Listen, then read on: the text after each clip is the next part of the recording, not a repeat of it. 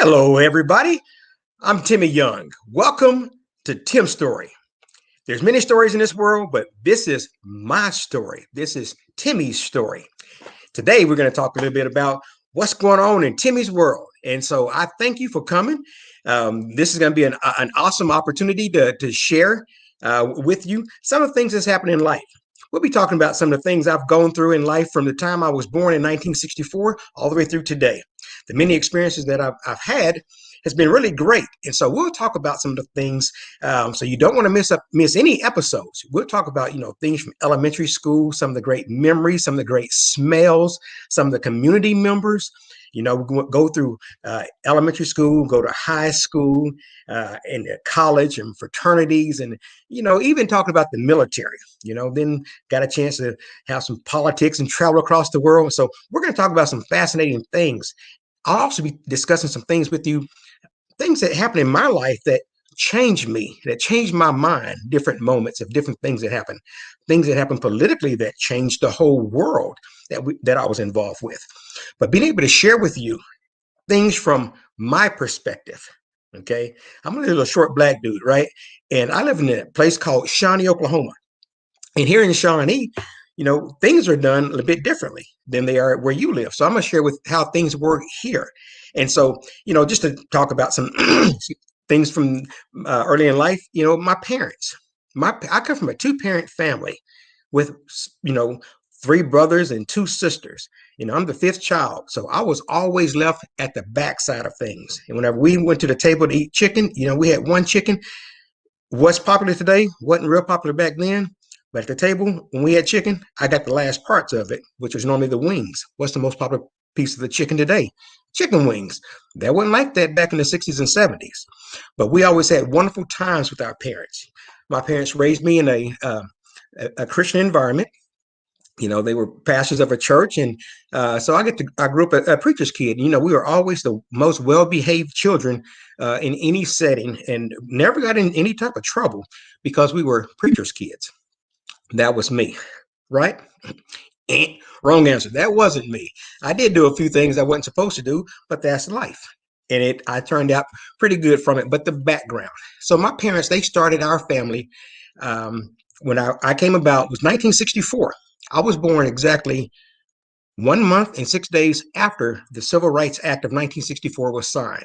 And so we got opportunity to experience that over the last 56 years. And as I continue moving forward, after that time period and seeing what happened then and where we are today, I really enjoy indoor plumbing.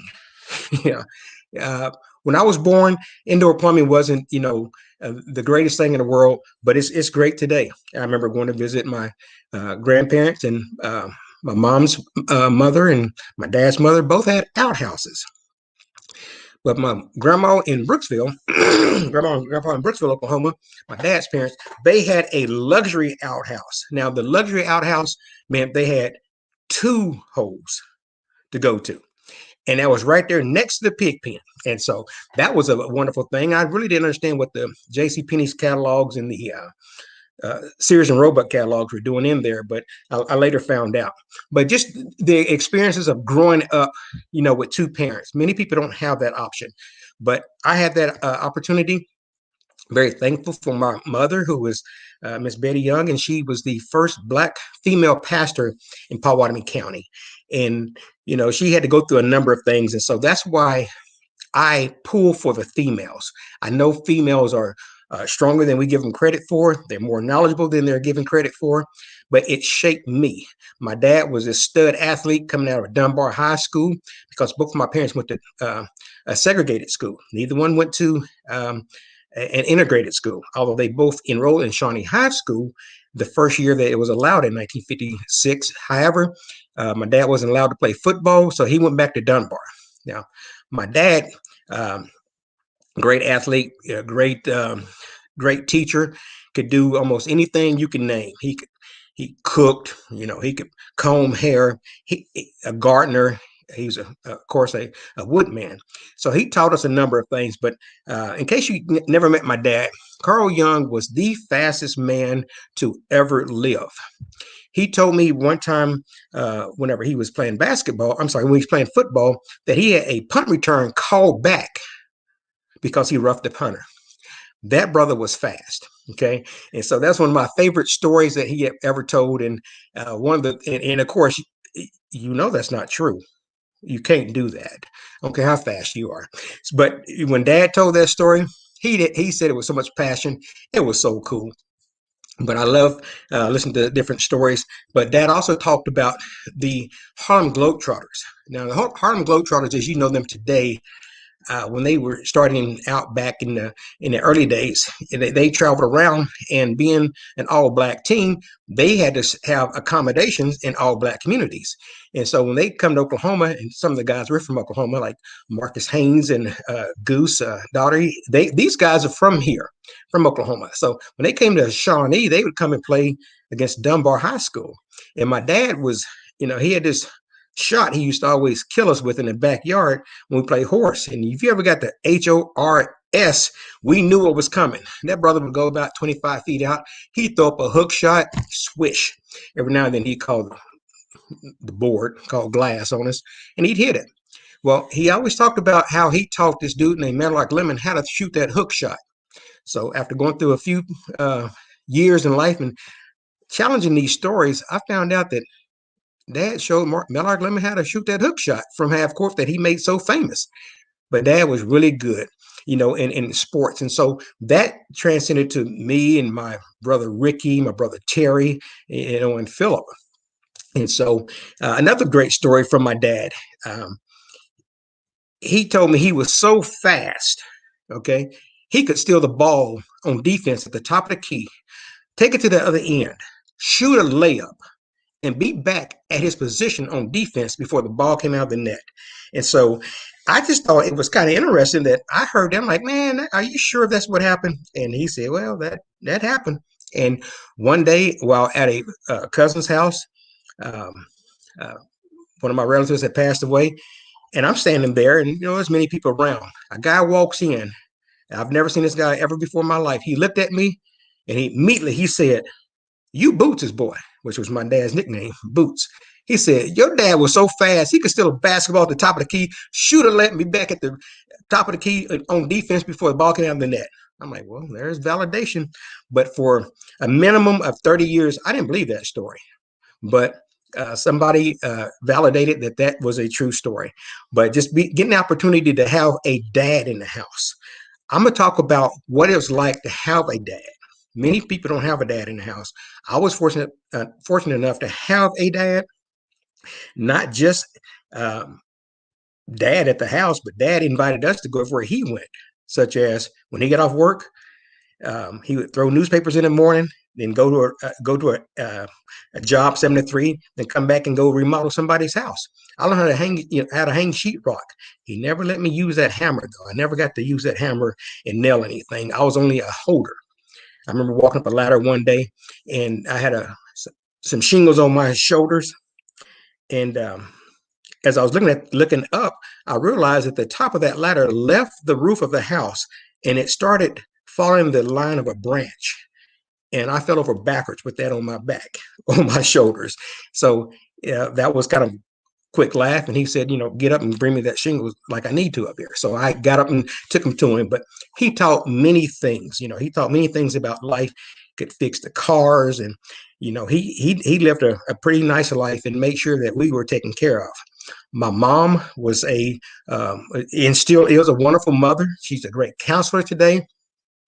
Whenever I want to go, I go by and see her, and every now and then I'll ask her, if she want to ride around, and we'll take a trip around town, and she'll see things that she hadn't seen in a while because she's not driving anymore.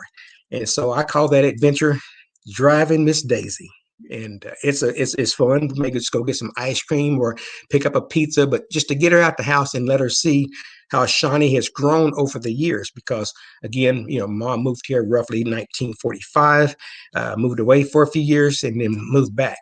And so she has seen it grow. My parents came up during a time, and as they were teaching us, Black folks weren't allowed across, Main Street, certain times of the day.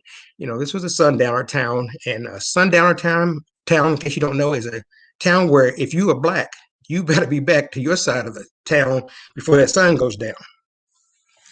So we were taught many things, and everything was very precautious. Everything was about make sure you do everything right, and we learned that lesson well. We didn't have in our family, we didn't have very many encounters with the police officers. Negative things happen because we were taught to follow the rules of the land, and so I thank my parents for bringing us up that way. My mom was um, the pastor of the church, and she bring the word of God about righteousness, and when you meet my mom, very quiet, shy, and not a whole lot of words. Man, let her get up in that pulpit, and you think, who is that? And she would just go off. That spirit would hit her, and she delivered that word of God, and very fiery, and she always pumped that fist. But I love the way she would point. She would point that middle finger. She'd be pointing like that, and it would just be so. It would be funny because she's pointing the way she would naturally point, but somewhere along the line, the middle finger became something different than what God gave to us, just as a piece of anatomy. But mom would get fired up, and you talk to her about Jesus, you talk to her about the Bible, she'll go through it, and it's always just been great. Another thing that we learned in our family was baking. My dad was a good baker. My sisters, I have a ribbon or two in my life from baking contests, but my parents taught us to be um, complete people. I don't recall hearing either one of them say, don't do that. That's a girl's job. Don't do that. That's a boy's job. My sisters are very independent females, very strong females, because they were raised that way. They were raised to be able to do things for themselves, and that's what they do. They're great people. But I have a very great family, and just sharing recently with someone, my parents brought us in a way of love and peace. We get together, and I don't recall ever hearing an argument in our family. We believe in peace. That's what we do. We live for peace. And so that has helped shape me to get outside of the family. And outside the family, I keep those same values. I'm able to love people. One of the earlier stories I can recall with my dad, and this is the first and only time that this ever happened, but it taught me a lesson early. We were visiting. I'm not in school. My older siblings are in school. I'm probably 3 or 4 years of age, and we would go visit this white lady, and I didn't know who this person was, but this white lady lived in the middle of the black community. And we were leaving one day, and my dad was, making a turn in the street, appeared to be a U-turn because we were facing east. And I remember going back to the west, and I said, Dad, why do we always visit this white woman? you know, and he gave me a little backhand across my face right here. And I said, I guess I won't ask that question again. Well, come to find out, that white lady was not all the way white lady just living in the black community. They just happened to be his daddy's sister. And so I was taught at an early age, it didn't matter what you look like. People are people. You're going to love who you need to love, because we visited her. That was one of his favorite aunts. And so being brought up in a multiracial family, I say multiracial, we were all black, because you 1/10 black, you black. So we had to deal with that. But she looked different, and she did not pass as a black person with curly hair at all. And her sisters did not look like they had curly hair either.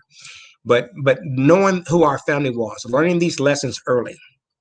So today, I looked at my Facebook uh, friends, and there's like 2,800 people that's on there as friends, all different races. And someone asked me recently, who are the people? Who are your friends on Facebook?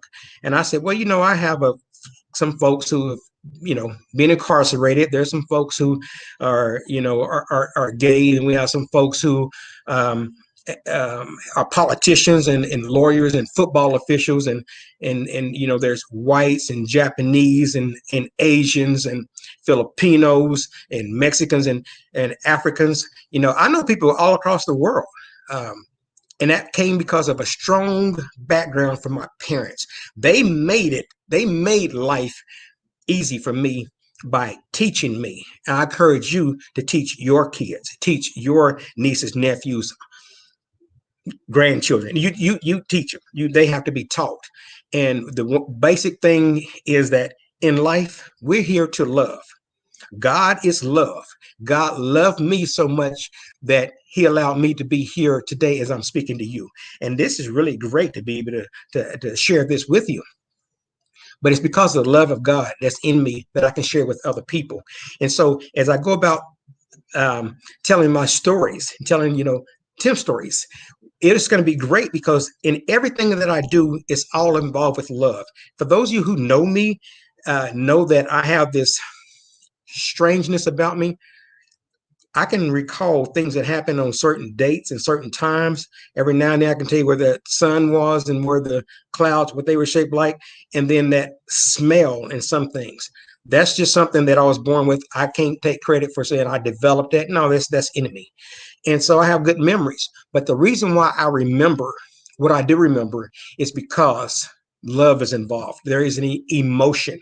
Anytime you are involved emotionally in something, that is going to be a memory that's stamped in your mind for life. If it's not for you, it happens for me. I remember the guy by the name of Solomon. Solomon Reed was worked for the sanitation department, and every thing Tuesday and Friday or Monday and Thursdays, whatever it was, would come by my grandparents' house to collect the garbage, and he would say to me, "Hey boy, I'm gonna cut your ear off." Man, I hated that. I remember how it made me feel when I grew up one day, and I remember coming home from college, and I saw that man, and I stood up next to him, and I realized he wasn't 6'5". He was only 5'7", and we looked eye to eye. And I didn't have that anger that I thought I was going to have when I finally said, because I kept on saying, "I can't wait to see him when I get grown. I can't wait to see him when I get grown." But he made me feel a certain way. He was just doing it out of fun and out of love. I didn't realize that at the time because it was just a little bit. It was just a little bit interesting for someone to say, "Going to cut your ear off," and before he was going to cut my ear off, he's going to cut my hair off. And in one of these pictures you'll see, when I was a baby, I had a little bit of hair, and so it was really interesting to have that experience. But I remember many different things in life based on smell. I walk into a school building, and especially at Dunbar, when I went to Dunbar school in a Head Start program. Man, those rolls they made every day was smelling so good. Sometimes that sausage and bacon was there. Then I went to Washington school and they making fresh food. Oh man, that aroma was so wonderful. But I remember these things, but I remember them in love. I don't remember a lot of hatred growing up. I remember being hated on, but I never had to deliver that hatred because of the love of God that was in me. That came from my parents, from Carl and Betty Young, great people.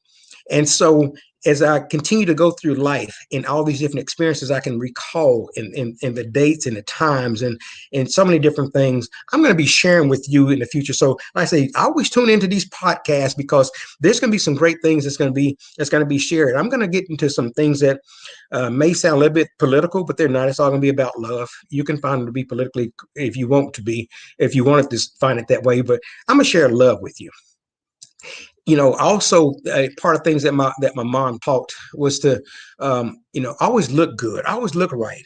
I'm not as sharp as my brother Terry and my brother Rick. These brothers, they dress to the T like my dad would. I throw on a T-shirt in a heartbeat. When I get through with this podcast, hey, this shirt is coming off. I'm going to a T-shirt, no collar. All right. But that's just how I am. But always be presentable. Always know how to act in public. Always know what you're going to do, know how to respond, and having that instilled by my parents has just been one of the greatest things. And so I instill that into my children. And so my children, they have a group chat of some sort. I don't know what the platform is, but it's there. But anyway, I just appreciate you tuning in, and I'm going to share more and more about my family and things that I do. But you don't want to miss the next episode because I'm going to get into some things that happened early in life that really shaped me and shaped the way where I am today and the love that I have to share. But hey, of all things, remember one thing that's most important in life. Love them anyway.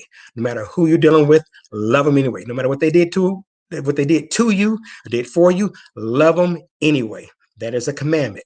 Love anyway. Thank you for tuning in to Timstory. Look forward to seeing you again soon. God bless you. See ya.